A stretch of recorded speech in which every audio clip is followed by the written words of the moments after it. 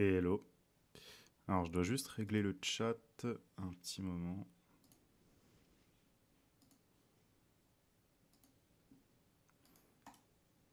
Donc, vous inquiétez pas, hein, il y aura un peu de latence sur le chat, forcément. On peut pas faire autrement. Tac.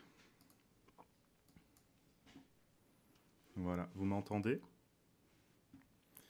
Je sais pas si vous m'entendez, normalement.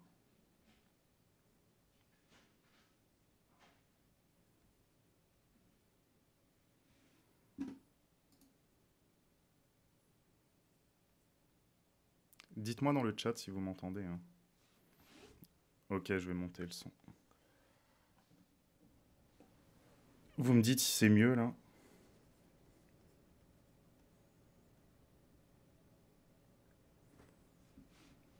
Ok.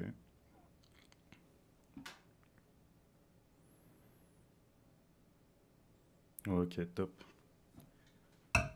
Bon, je m'abreuve, hein, moi, le matin, donc vous inquiétez pas. Alors, du coup, je vous explique un peu ce matin le but de la Daily Dev. Donc, c'est mon premier stream, hein, donc je suis un peu stressé, mais ça va le faire.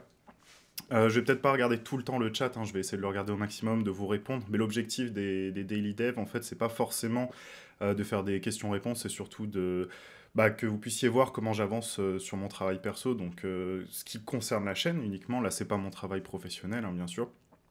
Je vais vous dévoiler du coup la plateforme que j'ai en tête, dont je vous avais parlé en janvier, qui est une plateforme d'apprentissage, un petit club, un moyen pour moi aussi de pouvoir rémunérer un peu mon contenu. Je vais vous expliquer tout ça de toute façon. Et du coup, on va commencer tout de suite. Je regarde un petit peu quand même ce que vous me dites. Ouais, j'ai des airs de super flame, mais j'imite pas aussi bien que lui, c'est ça le problème. Alors, je vous explique. Déjà, voilà. Je vous dévoile le nom, donc ça va s'appeler le Cool Dev Club, parce que vous avez remarqué, j'aime bien tout ce qui est cool. Et aujourd'hui, l'objectif, ça va être en fait de poser les idées que j'ai déjà un peu réfléchi, hein, bien sûr, en amont.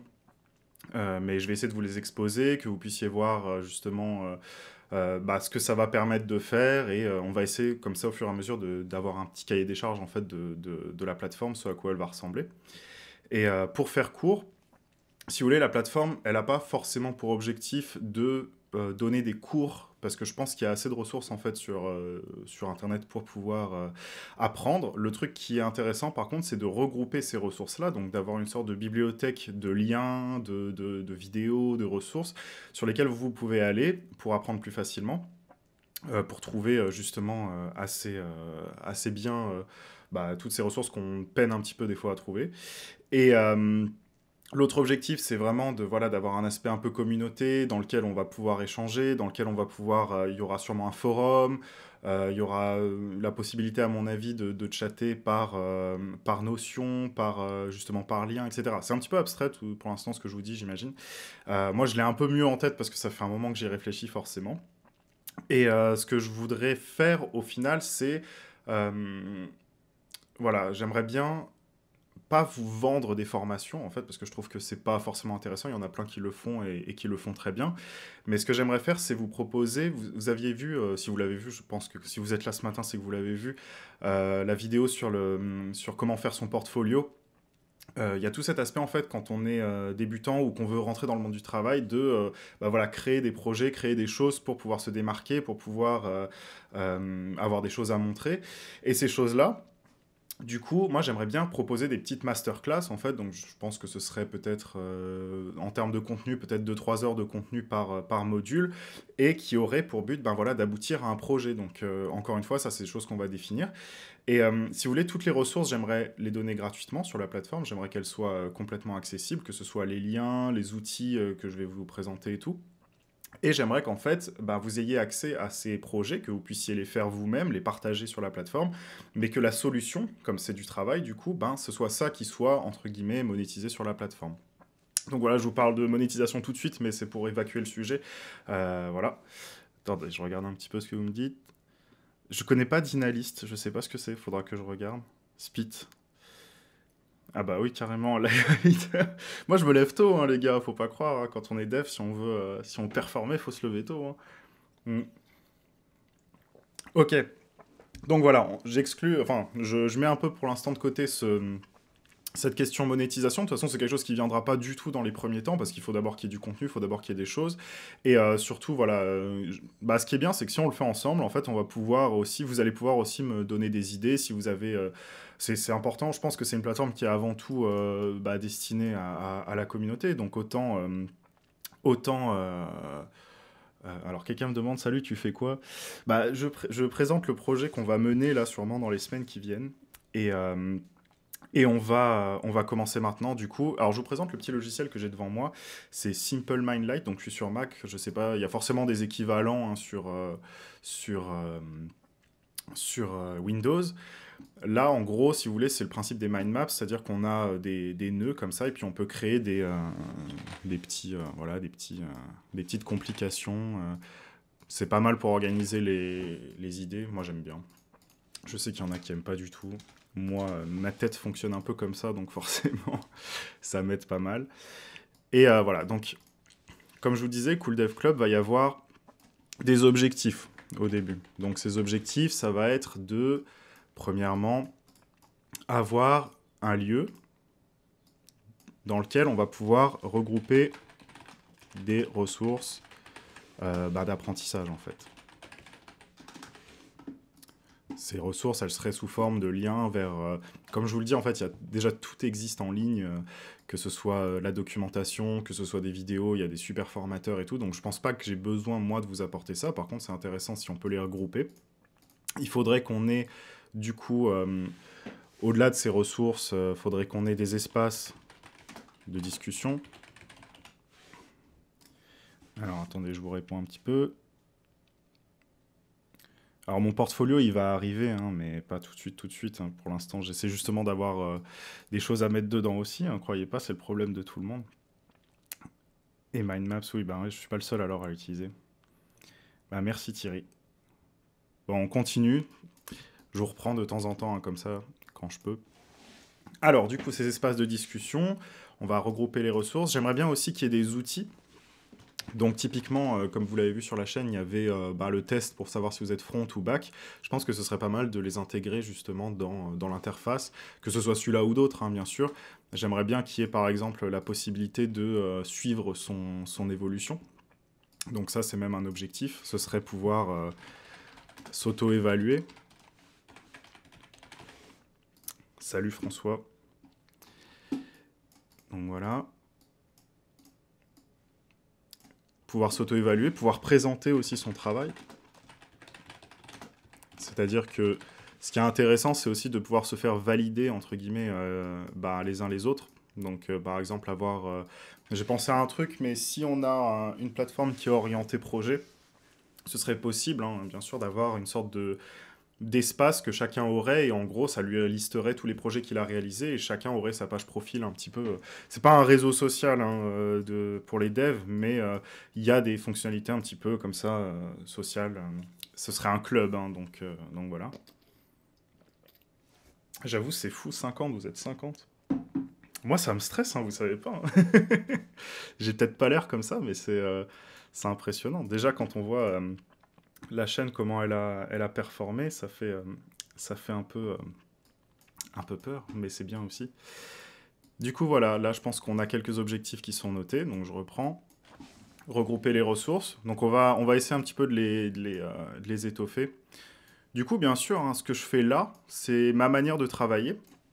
Donc, n'hésitez pas à vous en inspirer. C'est vraiment comme ça que je bosse sur des projets, même pro. J'aime bien les mind maps.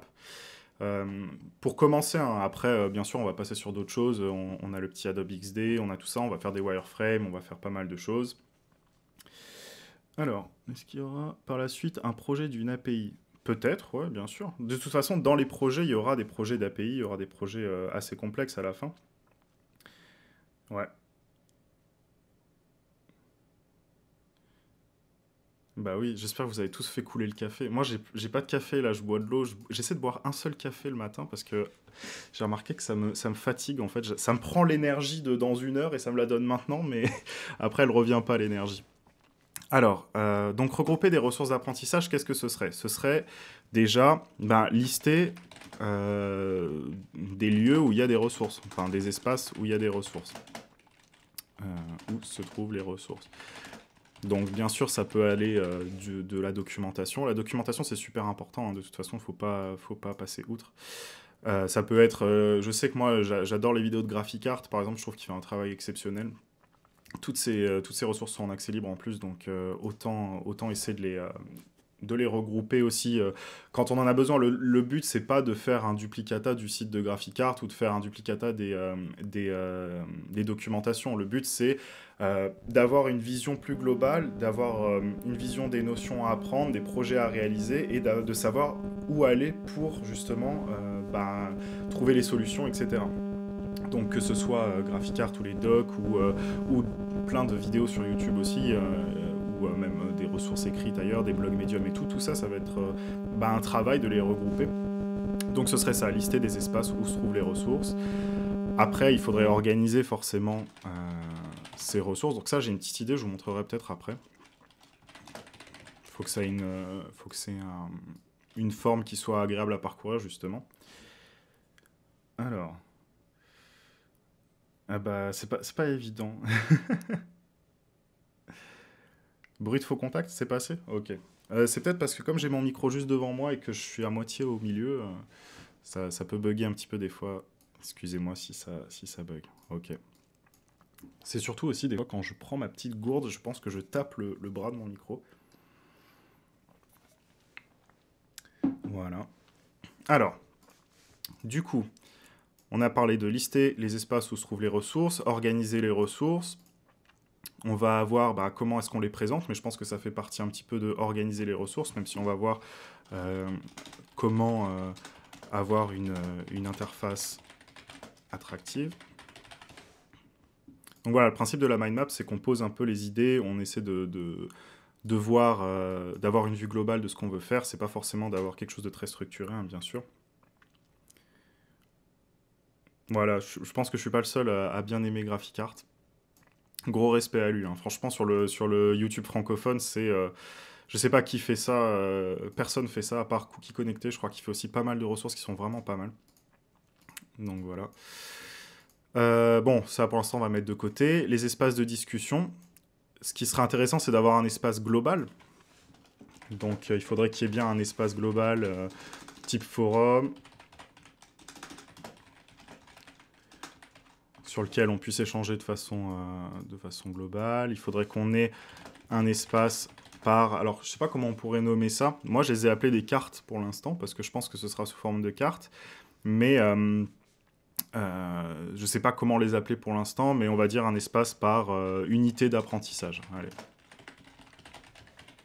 Allez. Voilà. Ok.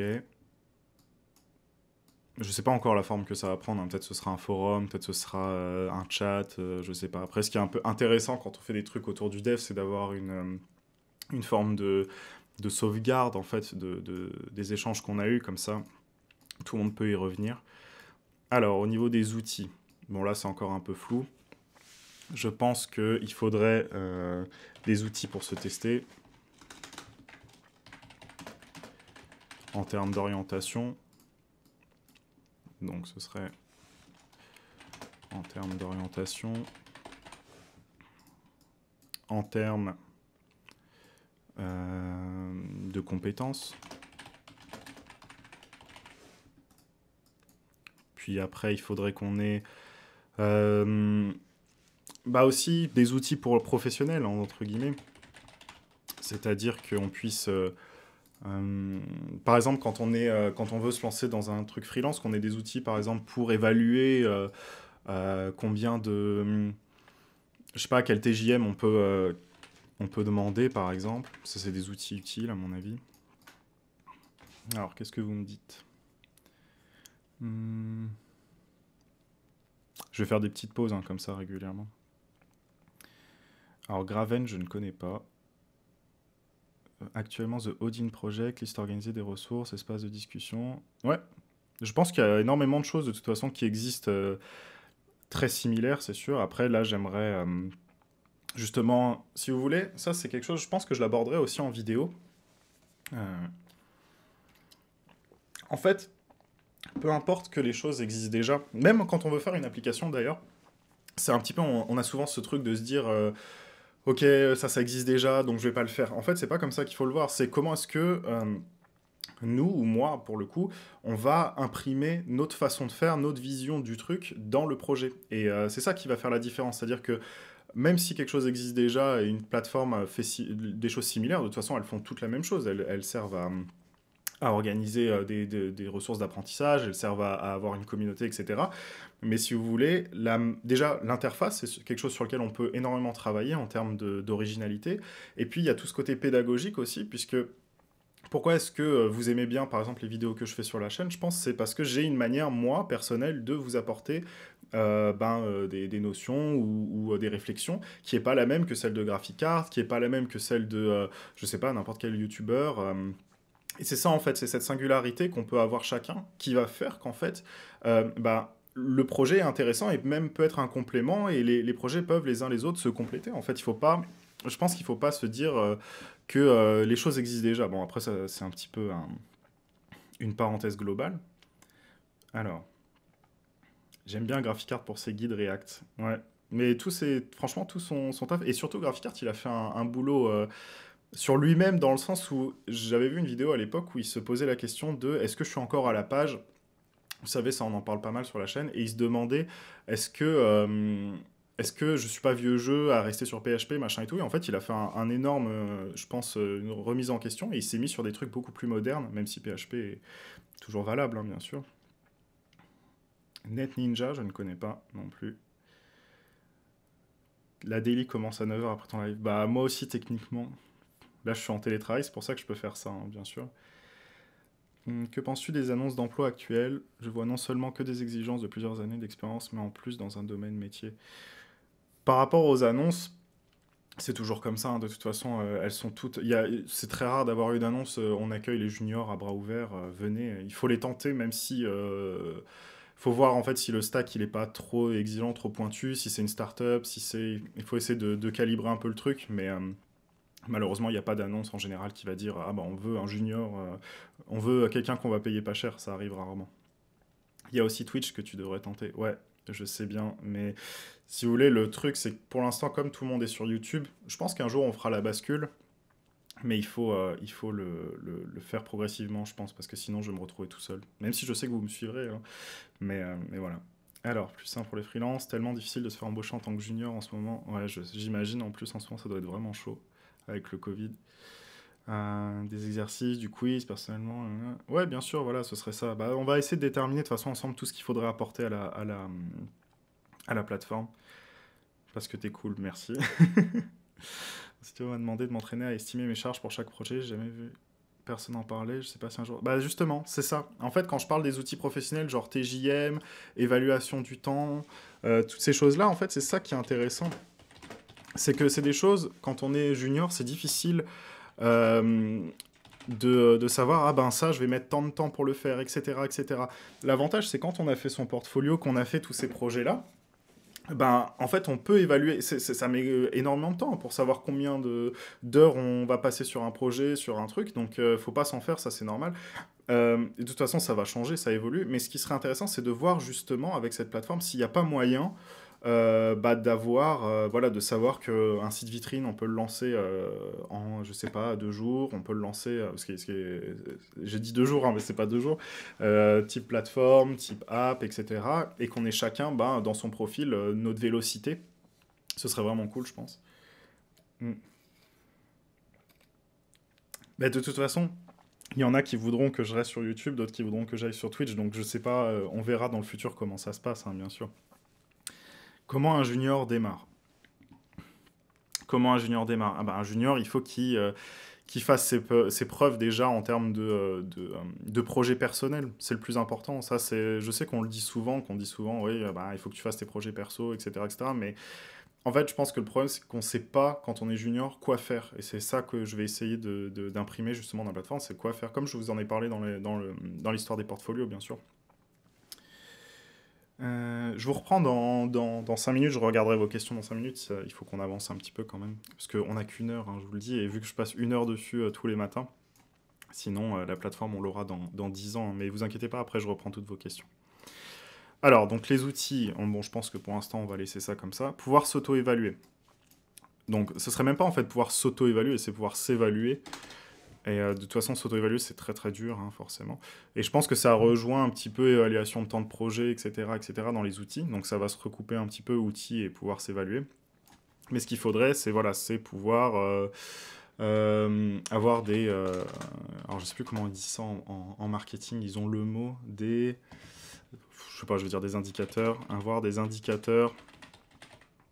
Des métriques, je crois qu'ils disent ça. Avoir des indicateurs de compétences. Donc ce que j'ai en tête pour l'instant, à un moment dans le live, je vais vous montrer, hein, j'ai des petites maquettes quand même, hein, j'ai des petits trucs que j'ai fait que je vous montrerai. Euh, si vous voulez, j'aimerais bien que ça prenne un peu la forme aussi d'une bibliothèque, bah, justement de notions. Et du coup, alors vous savez, moi je ne pense pas qu'il faille apprendre sous forme de bibliothèque, mais c'est intéressant d'avoir le recul sur ce qu'on a appris et d'avoir un espace sur lequel bah, on peut se dire, voilà, ça je l'ai vu, ça je peux le revoir, etc. Et le fait d'engranger, entre guillemets, des cartes de notions ou des éléments, ça va nous permettre ben, de pouvoir déterminer, même avec un petit algorithme, ben, un niveau de compétence qu'on peut avoir. Donc, imaginons que, si vous voulez, ce que j'ai en tête, je vais vous expliquer, c'est que j'aimerais bien avoir un outil qui permette de créer une roadmap. Donc, par projet. Donc, imaginons qu'on démarre, qu'on veuille faire HTML, CSS, JavaScript, qui seront de toute façon les 3 premiers trucs qu'il y aura sur la plateforme. Euh, il faut qu'on puisse voir jour par jour qu'est-ce qu'on peut embarquer comme notion, qu'est-ce qu'on peut embarquer comme élément pratique pour la journée. Parce que c'est ça qui est difficile, c'est de savoir qu'est-ce qu'on peut faire. Et ce qui sera intéressant, c'est que, ben voilà, par exemple, je vais cliquer sur un projet, je vais embarquer ce projet-là. Ce projet-là, il va avoir, je sais pas, 10 modules de pratique, par exemple. Imaginons qu'on parle d'un site vitrine. Bah, il y aura d'abord réalisé par exemple le header, la top bar. Il y aura ensuite créé des contenus, utiliser Flexbox, etc., etc. Toutes ces notions-là, on pourra les embarquer dans la journée et en fait on aurait une métrique, donc du coup un indicateur de notre vélocité. Donc ça c'est un petit peu le principe de... bon, si vous travaillez déjà, vous le savez, mais quand on fait de la méthode agile, en fait, on va pas noter les tâches à faire en termes d'heures. On va noter les tâches à faire en termes de vélocité. Et cette vélocité-là, c'est plus intéressant de le voir comme ça parce qu'on va pouvoir l'ajuster. Et chacun a sa propre vélocité. Et donc, du coup, bah, une carte pourrait prendre, je sais pas, 2 points de vélocité. Et en fonction, en fait, de ce qu'on arrive à valider, entre guillemets, dans une journée, ben, automatiquement, cette vélocité, elle pourrait s'ajuster et on saurait quoi embarquer et voir si c'est faisable, si on embarque trop de choses, etc. etc. Encore une fois, c'est super abstrait, j'imagine. Moi, je l'ai un peu plus en tête parce que forcément, j'y réfléchis depuis un moment. Je vous montrerai des petits concepts que j'ai fait pour l'instant, ça sera peut-être plus clair. Hmm. Je vous reprends un petit peu sur le chat. Alors, tu as eu une expérience avant de te lancer en freelance ou de développer junior? Alors, je suis pas freelance. Je ne suis pas freelance, hein. Je suis en CDI actuellement. D'ailleurs, dans 36 minutes, je reprends mon boulot en CDI. Est-ce que j'avais de l'expérience? Ouais, j'avais un peu d'expérience. C'est-à-dire que j'avais essayé justement de faire un peu de freelance pendant un an avant de me lancer en CDI. Et c'est assez difficile. J'avais pas forcément les compétences à l'époque pour avoir une offre intéressante. Donc c'était pas forcément. J'ai pas. Je me suis dit qu'il fallait d'abord travailler en tant que salarié histoire de me faire. De toute façon, il faut aller voir la vidéo sur pourquoi je conseille pas de commencer en freelance. C'est exactement la raison pour laquelle j'ai pas commencé en freelance. Un junior démarre avec un portfolio en soi-même sans jamais avoir bossé en tant qu'employé, il peut déjà avoir 3 ans d'expérience autodidacte. Bien sûr, bien sûr. Ton projet, tu penses pouvoir le commencer concrètement quand? Et si tu penses qu'il sera abouti quand? Sinon, je te soutiens à fond. Merci. Euh, Bah, il commence là concrètement en fait, hein. C'est ça qu'il faut se dire, c'est que là ce qu'on est en train de faire c'est concrètement la réalisation. Alors après si tu parles de quand est-ce qu'on va le coder, je sais pas du tout. On va le coder quand on aura fait les maquettes, qu'on aura fait tout ce qu'il faut, mais peut-être je sais pas dans un mois ou deux. Ça prend du temps, hein, forcément. Mais vous n'êtes pas obligé d'être là tous les jours, hein. Si déjà je fais un live tous les jours, hein, c'est pas sûr. Bon, alors... Et quand est-ce qu'il sera abouti? Bah franchement, je sais pas. Je sais pas du tout. Ça prend le temps que ça prend. Il faut pas se donner des... Moi, j'espère pouvoir le lancer quand on atteindra les 10 000 abonnés, peut-être. Je sais pas. On verra. En tout cas, je lancerai forcément une version 1 sous forme de bêta et vous serez invité à participer, bien sûr. Pour moi, un junior doit prendre la main sur GitHub et être actif dessus, pas le choix. Ouais, c'est sûr. Les roadmaps, c'est vraiment sympa. Quand t'es junior, il y en a des vraiment sympas sur GitHub aussi, ouais, c'est vrai.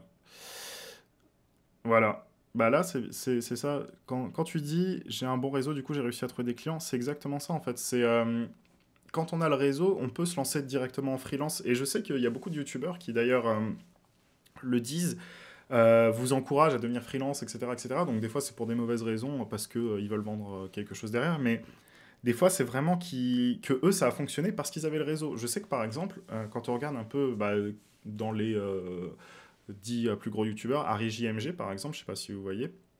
Lui, il a fait plein de trucs avant, mais il a aussi fait 42 et tout, je crois. Mais surtout, en fait, il avait déjà une communauté, il avait déjà quelque chose à montrer d'assez concret, de montrer qu'il avait cet esprit voilà, d'entrepreneur. Alors, je suis pas forcément d'accord avec tout ce qu'il dit, mais il démontre en tout cas qu'on peut devenir entre guillemets freelance, mais voilà qu'il faut avoir travaillé avant et qu'il faut avoir, c'est pas forcément, faut pas avoir forcément travaillé en tant que dev, mais il faut avoir travaillé sur voilà une certaine visibilité autre. Donc forcément le réseau ça compte à fond. Euh, c'est focus autodidacte, si tu times en termes de journée, en heures ce serait plus accessible. Bah justement, en fait, ce serait ça, évacuer complètement les questions d'heures, de journée. Donc, ce sera en termes de vélocité. On a forcément une vélocité par session, on va dire. On va forcément pouvoir embarquer, je sais pas, 3 4 5 points d'apprentissage pendant une session. Donc, plutôt le voir en termes de session. Après, encore une fois, c'est à étudier plus en profondeur dans le futur. Moi, je fais du dev par passion, mais je veux faire avocat. Bah, moi, j'aurais dû faire avocat à la base. J'ai fait du droit à la base. Et finalement, j'ai fait du dev. Donc, tu vois, ça s'inverse. Donc, live tous les jours, bah, on verra si je me réveille. Non, je me réveille, vous inquiétez pas. Peut-être. Trop bien l'open beta, ouais. Puis quand on te pousse à faire du free en junior, faut pas oublier qu'il y a peut-être le syndrome du survivant derrière. Du survivant. Qu'est-ce que tu appelles le syndrome du survivant? Tu nous le dis dans le chat, je te répondrai après. On continue un petit peu. Alors, pouvoir s'évaluer, ça fait aussi partie de la sphère qui, en gros, si vous voulez, ces trois-là, outils, pouvoir s'évaluer et pouvoir présenter son travail, c'est trois choses qui se regroupent un peu. Donc on verra après comment est-ce qu'on les met en œuvre, mais avoir des indicateurs de compétences, quand on présente son travail, c'est pouvoir avoir un retour des autres, tout simplement. Pouvoir avoir un retour des autres. Pouvoir s'évaluer. Bon, pour l'instant, on va laisser comme ça. C'est des choses qui, justement, ne sont pas encore trop définies. Pouvoir présenter son travail, donc comme on l'a dit, pouvoir présenter son travail, donc ce serait avoir un espace personnel. Donc ce serait pas un doublon de GitHub, hein, ce serait comment enrober quand on n'a pas forcément de portfolio tout de suite ou qu'on veut... dans son portfolio, on va mettre nos projets forcément, mais si vous voulez, là, la dimension un peu sociale, j'ai pas envie que ce soit un réseau social, enfin, j'ai pas envie de l'appeler comme ça parce que c'est pas vraiment. Enfin, je trouve ça hyper prétentieux de vouloir faire un réseau social, mais en fait, cette dimension sociale, forcément, bah, elle va apporter un plus si on veut présenter son profil, tout simplement. Donc, un espace personnel soigné dans lequel bah, on aurait justement notre vélocité, on aurait nos projets sous forme de toute façon, ce seraient les projets qui seraient proposés sur la plateforme. Donc pouvoir présenter son travail, donc ce serait avoir un lien avec GitHub, forcément. Avoir un lien avec le portfolio, pouvoir montrer son travail. Lien avec site perso, portfolio. Voilà. Voilà, donc au niveau des objectifs, on va peut-être s'arrêter là pour aujourd'hui. Comme je vous dis, c'est quelque chose qui va évoluer, on rajoutera des embranchements, on rajoutera des petits nœuds, on rajoutera des choses. Alors, syndrome de l'imposteur. Ah oui, c'était de ça que tu voulais parler. T'arrives pas à lire les textes? Zoomer un peu? Ouais, c'est possible. Excuse-moi. Voilà. Quand j'aurai 2 écrans, ce sera un peu plus simple. Essaie de mettre je sais pas si t'as mis en HD. Faut bien mettre en HD, hein, la vidéo. Alors. Est-ce Je prends en cours, qu'est-ce que tu appelles vélocité? Alors la vélocité, en fait, c'est une notion qu'on utilise en méthode agile. Donc la méthode agile, c'est la méthode qui est le plus utilisée en entreprise pour mener des projets. C'est-à-dire que c'est une méthode où on va facturer en fait au client la durée de travail et pas au forfait en fait. Et surtout, il va y avoir une organisation sous forme de... en fait, on va avoir des mots comme backlog, sprint, etc., qui sont un ensemble de notions qui permettent d'organiser. Donc là, c'est de la gestion de projet. On va avoir par exemple chaque semaine le backlog, en fait, ça va être par exemple ce qui va contenir tout ce qu'on doit faire. Le sprint, ça va être ce qu'on doit réaliser dans la semaine. Et bah, après, on va embarquer les cartes en fonction de ce qu'on doit faire la journée, etc., etc. Après, je ne suis pas chef de projet. Un chef de projet vous expliquerait bien mieux que moi. Peut-être un jour, j'en ferai intervenir un. Et la vélocité, en fait, bah, ça va être ta capacité en tant que développeur ou en tant qu'équipe, c'est plutôt en tant qu'équipe, à embarquer en fait des choses à faire. La plupart du temps, on travaille avec Trello, donc je ne sais pas si vous voyez ce que c'est Trello. On va peut-être pas aller sur Trello maintenant, mais euh, dans Trello, en fait, tu vas écrire des cartes qui vont avoir justement des objectifs à réaliser. Donc, par exemple, telle fonctionnalité, tel élément d'interface à réaliser, etc. Et en fait, tous ces éléments-là vont être embarqués dans le sprint de la semaine. L'équipe, on sait qu'elle va avoir, je sais pas, une vélocité par exemple de 50. Ça ne veut pas dire qu'elle peut travailler 50 heures. Ça veut dire qu'elle est capable d'embarquer 50 points par semaine. Et en fait, le fait d'avoir une notion abstraite et pas une notion de temps, bah, ça permet d'être plus flexible et de pas, voilà, de pas se dire ah ça prend 1 heure, on sait pas combien de temps ça prend, mais par contre on sait évaluer sa propre vélocité au bout d'un moment. Et d'ailleurs quand tu travailles avec un chef de projet, normalement c'est plutôt à lui de le faire, mais il va t'interroger, il va dire ça, combien de temps toi tu penses pouvoir le réaliser en termes de vélocité. Et donc la vélocité c'est juste une unité de mesure de temps qui est différente de celle des heures, des secondes, et qui est en rapport avec justement bah, ta capacité à pouvoir produire tout simplement. Alors, bonjour à tous, je m'intéresse au dev depuis peu, j'ai 32 ans et je suis tombé amoureux du deep learning et de tout ce qui tourne autour de l'IA. Je pense que c'est un mauvais choix pour débuter. Ça dépend de ton niveau de base, hein. C'est un milieu qui est porteur, en tout cas, c'est hyper intéressant. Moi, j'aimerais bien en faire. J'ai pas le temps de m'y intéresser, malheureusement. Donc, non, si tu penses que ça marche, vas-y. Si tu penses pouvoir le faire. Le syndrome du survivant, c'est penser que quelque chose est facile après avoir réussi à le faire. Alors que pour. Ouais. Ah, ok. Ah, je connaissais pas. D'accord. Bah, c'est un petit peu comme prendre la grosse tête, j'appelle ça. Mais oui. Que penses-tu des tests techniques Que penses-tu des tests techniques te demandant de réaliser un mini-projet, voire une feature? Si c'est pour faire quelque chose gratuitement pour quelqu'un, le faites pas. Juste, en fait. Faut pas. Faut pas travailler gratuitement. Sauf si vous le faites pour quelqu'un ou pour un projet qui vous plaît. Mais pendant les tests techniques, il n'y a pas lieu de réaliser des choses pour le client ou pour votre emploi. Après, si vous êtes obligé de le faire, pourquoi pas. Mais bon, moi je trouve ça... un test technique, c'est pour savoir si vous êtes capable de faire quelque chose. Donc si c'est pour réaliser gratuitement quelque chose pour la boîte, après je sais pas si c'est ça que tu voulais dire, mais voilà, se méfier, hein, faut pas travailler gratuitement. Alors, faut pas trop travailler gratuitement. Vous êtes un peu obligé des fois, mais faut pas trop le faire. Alors, du coup, on va passer sur Adobe XD. Je vais vous montrer un petit peu les concepts que j'ai pour l'instant. Alors, c'est là que ça va devenir intéressant.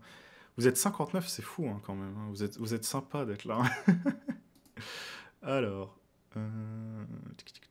document, où est-ce que je l'ai mis? Alors pour info, j'ai créé une nouvelle session hein, dans mon ordi pour pouvoir avoir un espace clean. Pas que l'espace d'habitude est sale, hein, c'est juste que j'ai des éléments, j'ai des documents perso et tout, et bon, j'avais bien envie de partager plein de choses avec vous, mais peut-être pas tout. Alors, ça c'est des concepts que j'ai fait. C'est pas grand-chose, hein, je vous le dis tout de suite. Je sais que c'est petit, hein, vous inquiétez pas, ça arrive. Je mets en plein écran. Donc pour ceux qui connaissent pas Adobe XD, c'est un logiciel. Alors je sais qu'on dit Adobe, hein, mais moi je dis Adobe depuis très longtemps, donc je continuerai à dire Adobe. Mais voilà, c'est un logiciel qui permet de prototyper. Donc je vais vous montrer un petit peu les éléments que j'ai pour l'instant. Donc c'est des éléments un petit peu graphiques. Donc voilà, ce à quoi ça pourrait ressembler. Alors je sais que pour l'instant c'est pas peut-être pas hyper attirant. Alors, je vais essayer de zoomer un peu plus. Donc toujours penser en mobile, hein, d'abord un site. Alors c'est pas encore, je sais qu'il y a des petits bugs et tout, en plus je l'ai transféré, donc c'est pas... Voilà à quoi ça pourrait ressembler. Je regarde un peu comment ça rend. Voilà. Ouais, Figma je connais aussi, mais j'ai commencé sur Adobe XD, donc malheureusement j'y reste un peu. Voilà les concepts que j'ai. C'est pas du tout ce à quoi ça va ressembler, c'est sûr que ça ressemblera pas à ça. Mais, ah oui, ça s'appelle, oh, je vous l'ai dit, ça s'appelle le Cool Dev Club. Mais j'ai le petit logo aussi, regardez, il est sympa. J'aime bien faire des petits logos, faire des petits trucs. Voilà. J'aimerais bien qu'il y ait un petit aspect d'interface qui change. Un truc pas forcément ultra épuré comme à chaque fois. Voilà. Et là, moi, je me suis un peu basé là-dessus. Alors, je sais pas pourquoi, j'ai des trucs qui ont bougé, ça a complètement déconné. Donc, c'est un peu dégueu. Il y a des trucs qui sont pas alignés. Mais bref, ça pourrait ressembler à ça, en gros, les cartes à embarquer. Voilà. Ah oui, bah oui, forcément, ça gamifie à mort, hein. Il faut, hein. Je sais que c'est ça qui pousse à travailler aussi, hein, forcément. Donc je vous expliquerai. Là, encore une fois, c'est que des concepts, donc ça n'a pas forcément d'intérêt direct de vous expliquer. Mais voilà, là, normalement, ça, c'est pas comme ça, hein, je vous le dis, là. Ça, ça c'est parce qu'en fait, j'ai pas la police d'installer. Donc voilà, ça devrait plus ressembler à ça. Voilà, voilà. En gros, ce serait des cartes comme ça, on aurait une bibliothèque de cartes, on pourrait les embarquer, mais je ne sais pas si ça prendra cette forme-là, absolument. Mm. C'est des petits concepts, voilà. C'est toujours important de faire des petits concepts, sans trop se prendre la tête. Du coup, je quitte ça pour l'instant, on va revenir là-dessus. Alors, c'est le concept d'une application d'apprentissage.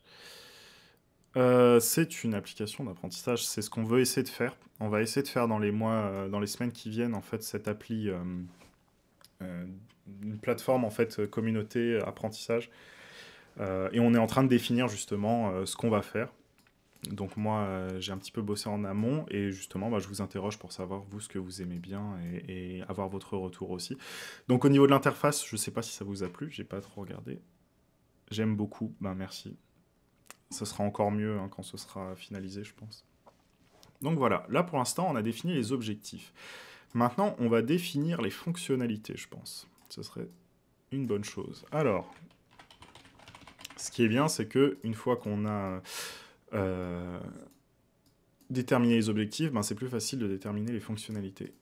En général, d'ailleurs c'est comme ça que ça va se passer quand vous allez travailler avec un client ou pour un boulot de freelance, si vous faites quelque chose même pour quelqu'un que vous connaissez.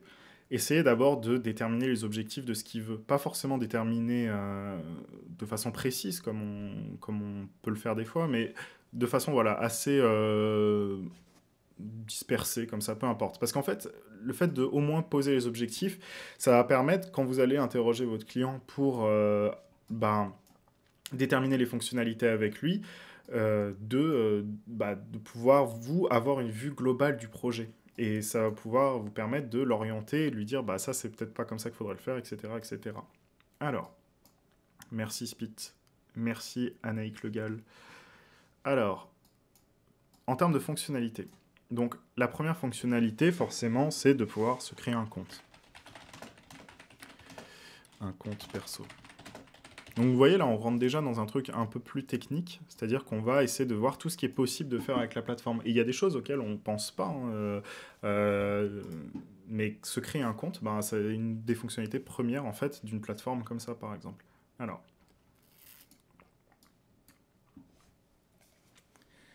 pouvoir se créer un compte perso. Ensuite, il faudrait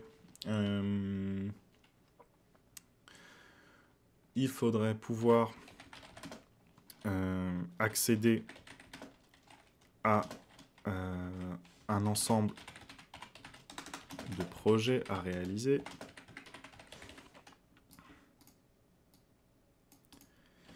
C'est quoi comme logiciel pour faire ton arbre? C'est Simple Mind Lite, c'est la version gratuite. J'achèterai peut-être un jour la version payante. C'est sur Mac, je crois, uniquement. Mais sinon, ça s'appelle un logiciel de mind map.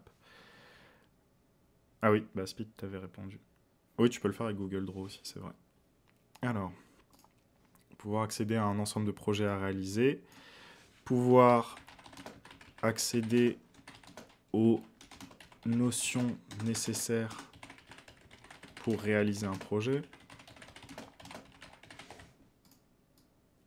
Et vous voyez, c'est là où la logique, elle se fait. C'est-à-dire qu'on arrive sur la plateforme, on se crée notre compte, on va voir l'ensemble des projets à réaliser, et en cliquant sur un projet, bah, on va pouvoir en fait avoir toutes les notions nécessaires. Et c'est ça que je trouve intéressant, c'est que dans les plateformes aujourd'hui, ou les sites pour apprendre, etc., il y a trop ce côté genre, ah bah, apprends HTML, apprends CSS, apprends JavaScript, tiens, on me donne des points si tu sais faire ça, si tu sais faire ci. Non, là, ce serait intéressant de retourner un peu le truc, d'avoir le projet, et quand on le sélectionne, en fait, on a les notions en rapport qui se mettent automatiquement, et on sait ce qu'on doit connaître. Et donc, je vais pas le fermer, hein, le truc XD, je vais vous le remettre, parce qu'il y avait quand même un truc intéressant dessus.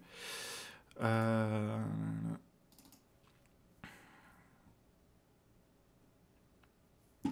En fait, ce qui est intéressant, comme je vous l'ai dit, c'est voilà, d'avoir plusieurs types de cartes. On aurait des cartes, concepts, notions, exercices, pratiques. Il y aurait les projets qui seraient au-dessus. Donc les projets, ce serait réaliser un site vitrine, par exemple. Et truc très important, ça je vais le noter tout de suite parce que sinon on risque d'oublier, ce serait pouvoir présenter son travail, mais pouvoir produire du travail original. En fait, c'est ça qui est intéressant aussi. C'est que aujourd'hui, si jamais on reviendra sur le truc dont je vous parlais avant, juste après. Aujourd'hui, quand on vous propose, par exemple, si vous faites Open Classroom, si vous faites la formation diplômante, le problème, c'est que enfin, moi je la conseille, c'est celle que j'avais fait à la base. Mais le problème, c'est que tous les projets, entre tous les étudiants, vont être les mêmes. Donc, c'est sûr qu'au bout d'un moment, les recruteurs vont revoir si vous utilisez vos projets perso, enfin vos projets de, euh, vos projets de Open Classroom pour présenter votre travail, c'est sûr qu'au bout d'un moment, il y aura des élèves qui auront les mêmes, c'est obligé. Donc, et tout le monde là, tous ceux qui ont fait Open Classroom ont le truc avec le chalet, ont le truc avec pour les restaurants, etc., etc. On a tous les mêmes projets. Et le problème de faire ça, c'est que ça a moins de valeur, je trouve. Donc, ce qui serait cool, c'est que, en fait, quand on embarque un projet dans la plateforme, euh, ben, ces projets-là, il y ait entre guillemets, ce soit possible de les personnaliser. C'est-à-dire que ce soit pas un projet uniquement dire, tiens, reproduis ça, ou fais un site pour ci, ou fais un site pour ça. Il y aurait, moi j'aimerais bien vous dire, un peu comme j'avais fait dans la vidéo sur les portfolios, vous dire, là on va réaliser on va réaliser un site vitrine. Donc, première chose, c'est choisissez un produit que vous aimez bien dans le tout. Et puis après, on va regarder, voilà, moi, quand je vous ferai la masterclass, je vous expliquerai, voilà, là, vous voyez le produit que vous voulez prendre, il a telle couleur. Donc, ce serait bien de créer une palette de couleurs par rapport à ce produit-là. Et en fait, il faudrait que tout soit sous forme presque de variable et que vous puissiez, en fait, vous approprier les projets qui soient assez génériques pour que vous ayez tous des projets qui soient complètement originaux. Et c'est ça qui est intéressant. Pas que vous ayez tous les mêmes, sinon ça n'a aucun intérêt. Alors, chalet, caviar, ouais, voilà, c'est lui. Je l'ai encore, hein, je crois, le mien. Mais même sur Study, il manque un peu d'idées de projet. Ils ont changé la formation d'ailleurs, mais d'ici quelques années, tout le monde aura les nouveaux projets, oui. Le syndrome survenant, est vrai, c'est le fait de ne prendre en exemple que les personnes qui ont réussi dans un domaine. Ah oui, oui, ça c'est sûr. Il y en a pas mal qui ont commenté ça dans ma vidéo sur pourquoi on peut pas devenir riche, enfin, pourquoi il faut pas espérer devenir riche avec une application en disant que j'avais pas l'esprit entrepreneur, ça m'a beaucoup affecté. Mais c'était juste ça que je voulais dire. En fait, c'était juste que il faut pas se dire que parce que Zuckerberg, parce que Jobs, etc. Forcément on réussit. Hello David. Merci David pour tes partages, hein, j'ai vu. Ça fait plaisir. D'ailleurs, allez voir la chaîne de David aussi, hein, il fait des tutos sur Flutter. Alors, mais allez voir après le live. Donc pour revenir un peu sur le truc, ok. Bon, il nous reste 15 minutes aujourd'hui. Donc, comme je vous disais, donc je vais revenir au truc. Donc, produire du travail original, c'est ça qui est intéressant. C'est avoir tous des projets un peu différents et avoir en fait des projets sous forme de guidelines. Et que moi, la masterclass, en fait, donc ce qui serait pour le coup, qui ferait partie du premium, on va dire, ben, ce soit que mon point de vue sur le projet et que vous n'ayez pas besoin de mon point de vue pour vous réaliser le projet. Mais je sais qu'avoir le point de vue d'un dev, d'un professionnel, bah, c'est intéressant aussi. Donc, je pense que ça a plus de valeur que de vous vendre de la formation, de vous vendre du cours. Par contre, les outils, bah, il faut que ce soit accessible. Et de toute façon, c'est ma contribution au monde de l'open source, entre guillemets. C'est une forme d'open source pour moi. Alors, donc on voit qu'on a un peu ces quatre cartes là, concept, notion, exercice, pratique. Et voilà, j'avais fait ça. Encore une fois, c'est pas aligné, c'est un peu dégueu, mais bon. En gros, il faudrait partir de ça. Un élément pratique, ce serait bah voilà, par exemple, créer un menu déroulant et responsive. Donc, par exemple, si on prend le projet créer un site vitrine, eh ben, on va avoir dedans un élément pratique, une carte pratique à embarquer, qui va être créé ben, le menu déroulant. Ça veut dire qu'un projet sera fait de plusieurs cartes de pratique. Une carte de pratique, ben forcément, en fait là c'était la résolution, donc ces deux-là il faut les voir un petit peu ensemble. C'est la même chose, hein. Ça vous formalisez pas, ça veut rien dire de toute façon pour l'instant. Mais ce qu'il faut savoir, c'est qu'un exercice en pratique a des notions à connaître. Donc par exemple, il faut savoir utiliser une boucle pour ranger un tableau.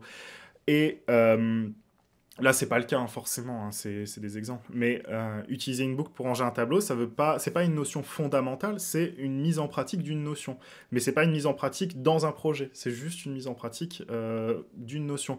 Et c'est des trucs qui sont en général assez abstraits et en fait qu'on peut appliquer à plein de langages. Donc là, par exemple, j'ai mis JS, mais ça peut s'appliquer à plein de choses. D'ailleurs, il faudra voir comment est-ce qu'on organise entre les différents langages. Mais voilà, ça voudrait dire que dès qu'on embarque une carte exercice, eh ben ça veut dire qu'on embarque des cartes notions aussi. Et quand on embarque une carte notion, eh ben on embarque des cartes concept. Et donc forcément, pour utiliser une boucle pour ranger un tableau, il faut savoir ce que c'est une boucle while. Et donc là, on est à la notion fondamentale de la boucle while. Et donc ce serait une carte concept. Et à chaque fois qu'on embarque une carte d'un niveau au-dessus, en fait, on embarque aussi des cartes de concepts, de notions, etc. Encore une fois, c'est abstrait, pour l'instant, ça n'a pas de sens réel, c'est juste qu'il faut comprendre que voilà, mon objectif, c'est d'avoir cette sorte d'arborescence, ce serait même pas une arborescence, ce serait un graphe, en fait, de notions, d'exercices, de concepts, et que automatiquement, quand on embarque quelque chose, ça nous dit ce qu'on doit savoir aussi. Donc voilà, je reprends un petit peu. Tu penses faire des streams le week-end? Mais c'est un peu chaud. En fait, le week-end, si vous voulez, c'est le moment. Le samedi, en général, je tourne les vidéos. Et le dimanche, je me repose. Ça m'arrive. Mais non, en fait, je pense plutôt si je fais d'autres lives, et ce serait peut-être plus des lives questions-réponses où on fait un autre truc que le club ensemble. Ce serait peut-être plutôt le soir, après le boulot, je pense. Mais bon, je sais qu'il y en a qui ont des enfants et qui peuvent pas être là entre 8h et 9h. Mais je trouverai un moyen, peut-être je ferai des récaps des lives qu'on fait là. Peut-être. Alors.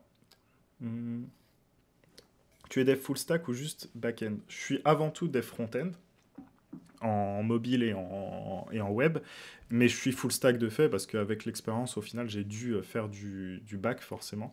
En back, j'ai commencé avec PHP et Symfony, et maintenant je suis plus du côté Node, puisque comme je me suis spécialisé à mort en JavaScript, forcément, je fais plutôt du Node et j'utilise plutôt d'ailleurs des fonctions sur Cloud ou des choses comme ça pour déployer des choses. Je vous ferai des tutos dessus d'ailleurs un jour. Tu gagnes ta vie comment? Je gagne ma vie en travaillant en CDI dans 10 minutes. Pour l'instant, je suis en télétravail. Mais je gagne ma vie, ça va faire bientôt 2 ans que je bosse là où je bosse. Voilà. Au niveau de lui, ce serait sympa de pouvoir avoir un board avec les cartes sélectionnées pour montrer aux plus juniors le mode de travail type Trello. Ouais, c'est sûr, pourquoi pas. Bonne idée. Mais si vous me connaissiez en vrai, vous sauriez que j'aime bien. Il y en a qui ont vu l'indice dans une des miniatures de vidéo. Et j'aime bien. Quand j'étais petit, j'aimais bien Yu-Gi-Oh! En fait. Et j'aime bien ce truc de cartes. Et j'aime bien ce truc de comment dire. je sais pas, les petites étoiles, le petit côté, la rareté du truc et tout. Je veux intégrer ça, je sais pas comment, mais je veux intégrer ce côté collection en fait aussi, et je trouve ça hyper cool. Euh, Merci beaucoup pour ce que tu proposes. Merci à toi, Kamel, d'être là. C'est grâce à vous hein, que moi j'ai la motive de faire ça, hein. Peut-on devenir dev sans aucun diplôme? Tu peux devenir dev sans aucun diplôme. Après, c'est plus dur de trouver du travail sans diplôme, ça c'est sûr. Alors, hmm, donc maintenant, on va déterminer un petit peu ce qu'on va faire dans les jours qui viennent. Normalement, pour l'instant, je vais essayer de le faire tous les jours, hein, la daily. De toute façon, moi, c'est bien parce que ça me pousse à ne pas passer ma matinée avant de travailler sur YouTube. Je suis un gros consommateur de YouTube, hein, faut que vous le sachiez. C'est pour ça que je me suis mis dessus aussi. Alors, donc les fonctionnalités, on continuera peut-être demain. Ce qui serait bien, c'est de voir un petit peu comment on va organiser les choses. Donc demain, qu'est-ce qu'on fait demain? Euh, on va, on va peut-être pas faire sous cette forme-là parce que c'est pas trop adapté. Bon, on va continuer les fonctionnalités en fait, parce que on sait que demain, pour l'instant on est au début, demain on va continuer les fonctionnalités encore. Donc pouvoir se créer un compte perso, pouvoir accéder à un ensemble de projets à réaliser, pouvoir accéder aux notions nécessaires pour réaliser un projet. Ok, pouvoir, donc c'est ce que je vous disais avant, pouvoir retrouver slash collectionner des éléments d'apprentissage. Faut qu'on leur trouve un nom. On va les appeler, j'avais appelé comment?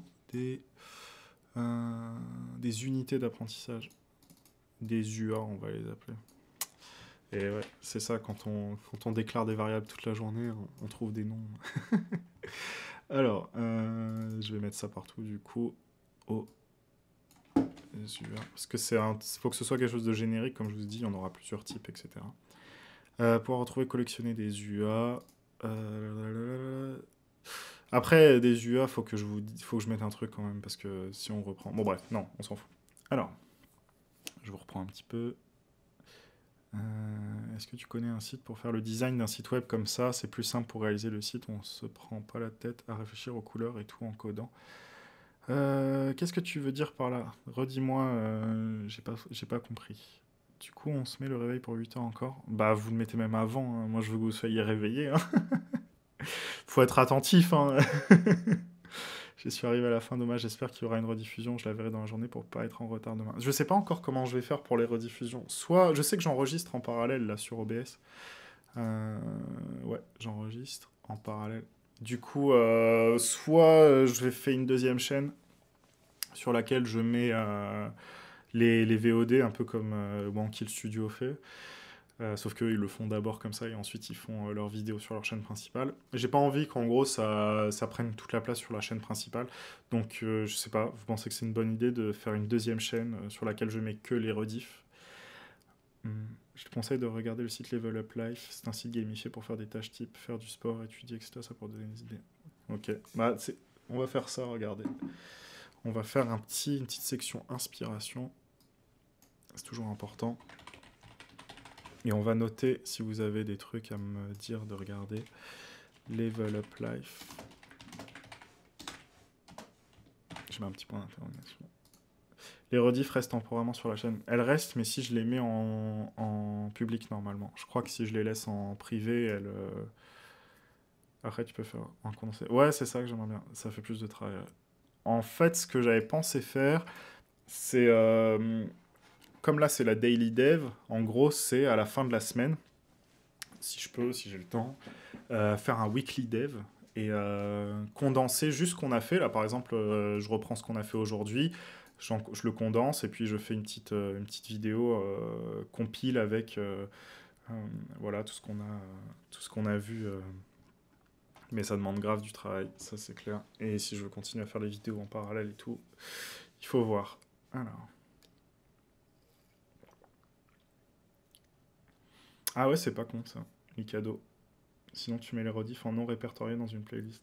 Après, il y a un truc aussi qu'il faut que vous sachiez, et que je pense qu'il risque de poser un problème, c'est que si je fais ça, les rediffs, c'est forcément des trucs qui vont avoir du watch time qui va être vraiment très bizarre. C'est-à-dire que sur 1 heure de vidéo, personne va regarder l'heure entière, enfin peu de gens vont regarder l'heure entière, vont avoir un comportement qui n'est pas habituel pour YouTube, et j'ai peur que ça, entre guillemets, abîme un peu l'algorithme.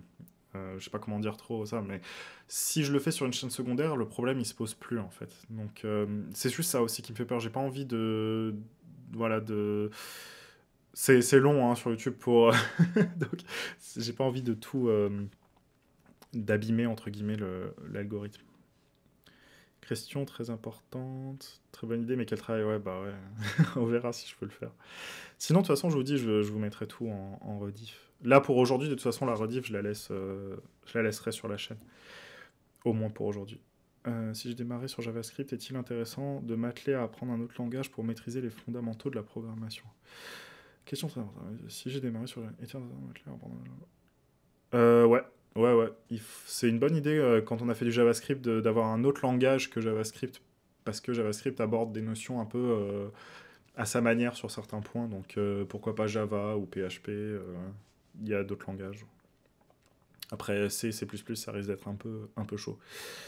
L'avantage de passer sur Twitch. Ouais, ouais, je sais, peut-être un jour, vous inquiétez pas. Vaut mieux une seconde chaîne, moins pratique à trouver la playlist. Ouais, mais c'est pas chiant d'avoir une seconde chaîne à gérer. Non, en fait, comme j'enregistre le truc là, après j'ai juste à le balancer en upload. Donc il n'y a pas de problème. Ça fait combien de temps que tu fais du Flutter et est-ce qu'il y a déjà un marché en France? Je vois très peu d'offres dans ma ville. Je pense que pour l'instant, c'est assez chaud, à mon avis, de trouver des postes Flutter, puisque c'est pas ultra répandu. Moi, j'ai fait la première app il y a un peu plus d'un an pour ma boîte en Flutter, pour la boîte pour qui je travaille, en Flutter. Et de toute façon, c'est quelque chose d'assez jeune, hein, donc il faut pas s'attendre pour l'instant à avoir trop d'offres d'emploi. Les lives vont être conservés sur la chaîne, ce serait cool de pouvoir y revenir. Donc je pense qu'il faut être deuxième chaîne, hein. Je vais faire une deuxième chaîne et je vous mettrai. Vous aurez le lien de toute façon dans la chaîne. Je pense que c'est la meilleure solution. Euh, ou C Sharp le meilleur langage ou pas? Je connais pas du tout C Sharp pour le coup. J'ai jamais fait. Java c'est hyper formateur, ouais. Java c'est le premier langage que j'ai appris moi. Et c'est hyper formateur, ça utilise la plupart des éléments des autres langages. Même sur Paris, je vois trop peu d'offres pour Flutter. Par contre, avec la V2, je me dis que dans quelques années, ce sera vraiment un bon point. Bah ouais, c'est sûr, puisque quand on voit un petit peu les frameworks du même type comme Xamarin et tout, il y a eu beaucoup d'offres au bout d'un moment. Hein, et c'était des offres qui payaient bien, surtout. Donc, à savoir. Java, le sang de la veine du bibi, bah ouais. Java, c'était obligé hein, pour faire du Android à l'époque. Moi, j'avais commencé par des applis Android, donc j'étais obligé de faire du Java. On continuera demain, de toute façon. Hein, le reste, là, je réponds à vos questions jusqu'à dans 2 minutes. Après, je devrais vous laisser. Qu'est-ce que tu penses de Dart? Franchement, c'est pas mal. C'est cool comme langage. Ben, pour le coup, Dart, c'est pourquoi pas un bon langage à apprendre en langage à côté d'un JavaScript ou d'un truc comme ça. Surtout que Flutter, c'est pas trop compliqué à prendre en main ensuite. Et franchement, Dart, ça apprend à écrire avec du langage typé. Donc c'est cool. Merci beaucoup pour ce que tu fais. Merci à toi d'être là. Dès que Flutter 2 sera bien implémenté, ouais. J'avais commencé avec du C Sharp, c'est très très bien fait pour commencer, mais c'est plutôt utilisé dans le jeu vidéo. Ouais, c'est ce qui est utilisé dans Unity, je crois. Non? Dites-moi. J'avais appris tous les basiques de programmation dessus. Ouais. Tu comptes te mettre en freelance un jour? Eh, eh. Peut-être. Ouais. Il y a moyen. Je sais pas si je me mettrai en freelance, mais je veux pas forcément rester salarié toute ma vie, ça c'est sûr. Ouais, Unity, C Sharp, c'est bien ce qui me semblait. Sinon après JavaScript, mais toi TypeScript. Ouais, TypeScript c'est pas mal. Après, il faut en trouver le besoin, je trouve. TypeScript, c'est pas mal quand on fait plus du Node. Je trouve que c'est plus utile pour ça. Après, enfin, c'est de mieux en mieux implémenté dans les frameworks, mais des fois, c'est pas forcément utile non plus. Mais TypeScript, c'est cool. Hein, si vous voulez apprendre TypeScript, allez-y. Un avis sur Kotlin native. Kotlin pur. Kotlin native, je sais pas si c'est quelque chose, mais Kotlin, bah oui, Kotlin, si on veut faire du Android et que du Android, c'est bien, il faut savoir.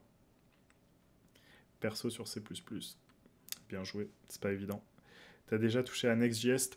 Bah en fait j'ai arrêté React avant d'utiliser Next, mais je pense y revenir dans quelques temps.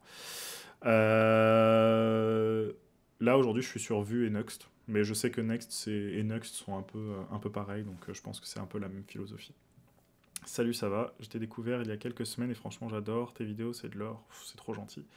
Personnellement, je maîtrise le JavaScript, les bases du C++, le C Sharp, le LUA. Ah, alors on m'a dit c'est le LUA qu'il faut dire. Le LUA, les bases du Java. Bah, je crois que le premier langage que j'ai appris c'était du LUA. Donc, comme quoi. J'ai vraiment espéré que Dart remplace JavaScript, en tout cas sur Chrome, sans passer par un transpiler Dart.js, mais ça ne percera jamais. Alors, ça, j'ai pas vu si justement ça allait être. Je crois ça va être le même principe que sur mobile. Hein. Il va y avoir un render. Ça va pas être en JavaScript. Hein. Enfin, ça va être en JavaScript forcément, mais il y aura un moteur, je crois. Je sais pas, j'ai pas encore regardé vraiment. Entre React et Flutter, qu'est-ce que tu recommandes à un dev qui débute? Bah, React plutôt, quand même. Je me demandais, t'as combien d'années d'XP? J'ai 3 ans d'XP. Parce que t'as la stack de compétences que j'aimerais avoir d'ici quelques années. Ouais, ça fait 3 ans que je dev à mon compte. Si vous entendez mon ventre, c'est que j'ai faim. Hein. Je suis désolé. Ça fait combien de temps que tu es dev? Ça fait 3 ans. Ça fait 3 ans que je travaille en tout cas. Voilà. Mais c'est beaucoup hein, dans le monde du dev. En termes d'expérience, 3 ans, c'est énorme. Mm. Après, ça fait 2 ans que je suis dans la boîte où je suis. Avant, j'ai fait 1 an solo sur des projets. Ouais, génial ce petit rendu, ça va parler entre devs surtout. Ouais, bah ouais. Salut Curtis. Je sais, je vous reconnais, hein, croyez pas, hein, ceux qui sont là depuis le début, hein, je sais qui vous êtes. Hello, mangez ma daily, bonne journée. Bah moi aussi je vais vous laisser du coup. Et j'avoue, 9h02, qu'est-ce qui se passe? Bon, bah écoutez, on se retrouve demain. C'était cool hein, pour un premier live. Continuera un petit peu, je sais pas, il faut que... Je vais essayer d'organiser un peu les choses aussi. Hein, là, c'était surtout pour une première introduction. Et puis, ben, du coup, on se retrouve next time. J'ai des petites transitions, attendez, je vais vous mettre... Non, mais si je vous mets, vous m'entendrez plus. Donc, je vous dis ciao. Et puis, on se retrouve demain. Et je vous mets la transition de fin.